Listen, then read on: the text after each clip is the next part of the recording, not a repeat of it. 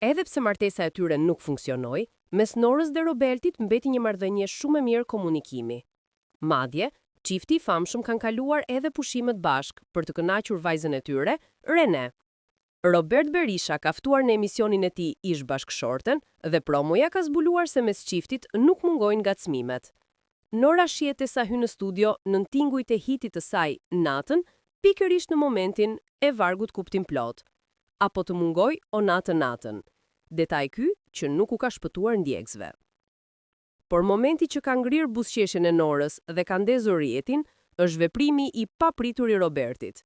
Ai ka zgjatur asaj një kuti me unaz dhe i është drejtuar me pyetjen: "A je i lirë me 4 shtator se jam tu martu?"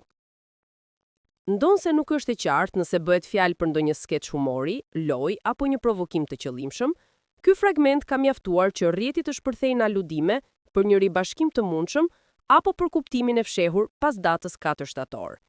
Për të mësuar përgjigjen e Norës dhe të vërtetën e unazës, publikut do t'i duhet të presë transmetimin e plot të dielën.